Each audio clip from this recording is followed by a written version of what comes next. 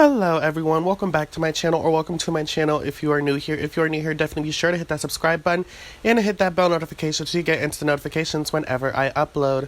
If my voice does sound a little suspicious, that is because I am currently going through a seasonal cold. I hate this time of year because I always get sick.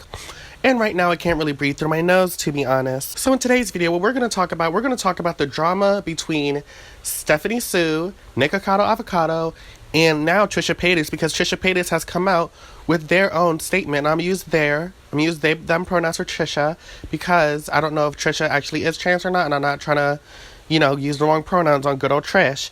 So, if you don't know, we haven't had a good mukbang drama in a while. I feel like the last mukbang drama we had was when that one girl was caught spitting out her food on camera a couple of times, and that became a whole drama. And then before that, it was obviously the Trisha Paytas versus Nickocado Avocado, which got blown out of proportion, and which is also kind of like the Stephanie Sue situation, but with a little more added to it. The drama between Trisha and Nickocado started off like maybe a year ago, 2 years ago. I'm not sure the timeline, to be honest.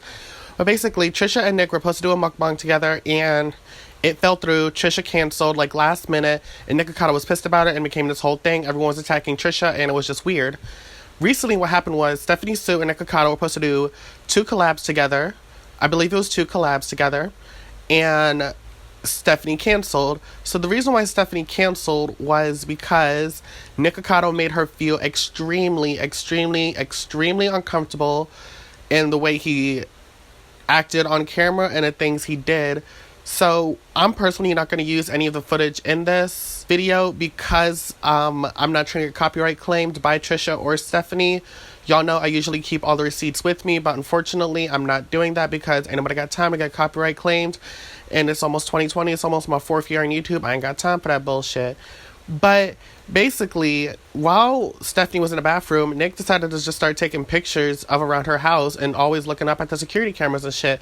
And I find that very fucking weird, to be honest. Now, Stephanie did talk about the fact that she did have, like, extreme anxiety when it comes to, like, her home and, like, her home security and shit. So Nick going in there and doing shit like that, that is a little creepy to me, in my personal opinion. But besides that, he also kept trying to bring up the Veronica situation with the whole Mukbang thing. Now, me personally, I watch a lot of those type of mukbang cringe compilations. Not full on cringe, but like mukbangers using too much sauce, mukbangers in like huge portions, mukbangers not liking the food. Like, I enjoy watching those. I personally watch mukbang videos on a daily basis. I watch a lot of them on a daily basis. I think mukbangs are really awesome. I especially love it when the mukbangers cook their food before they actually eat it, but that's another topic for another day. So Trisha jumped in the situation because, it was very similar. It also involved, Nick and stuff, and, she is a mukbanger, I guess. I don't really know what their page is, to be honest, but, they do that. So when Trish jumped in the situation, Trish made a full hour video, which I watched the full entirety of, and it was basically nothing, to be honest. What they basically said was that they understand what Stephanie was going through and why it might be traumatic, and why why Stephanie felt that way. But Trisha also said that they understand, when it comes to flaking on someone, that's not okay. But Trisha still went on to say that they think that Stephanie was definitely right to say no, because consent is key. And when you're doing like YouTube and shit, of course it's going to be very hard to cancel, especially canceling last minute, especially if you're not like, $1 billion, brand and shit. If you're just like a smaller YouTuber with like 100,000, 200,000 subscribers, having to fly out somewhere, get a hotel just for someone to cancel on you that day, that's going to piss you off, to be honest. But, consent is key, and people need to understand that. And that's one thing I'm hoping that Nick does understand, to be honest. From what I've seen so far, Nick has not released a statement, but, we will wait and see. I wanted to speak on the drama now just because I have a few things I want to get off my chest. First off, Nick is very strange to me. Not strange in a way of like,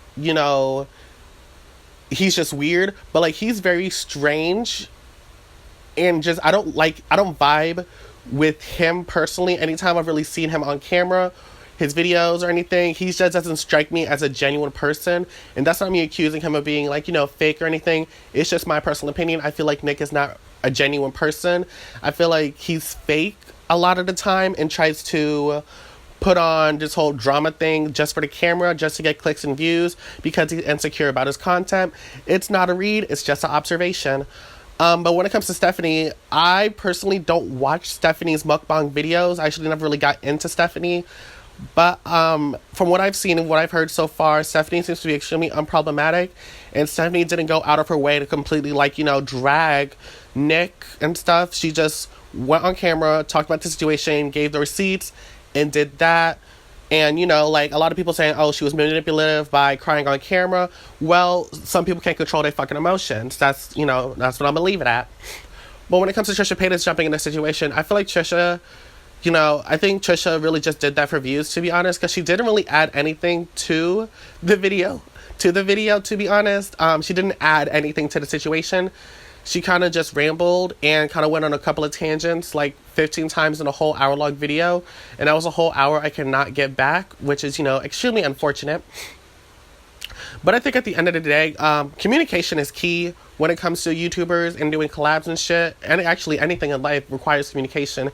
If you are not properly communicating between each other, you are setting yourself up for failure. Everyone needs to be on the same page of what's okay, what's not okay.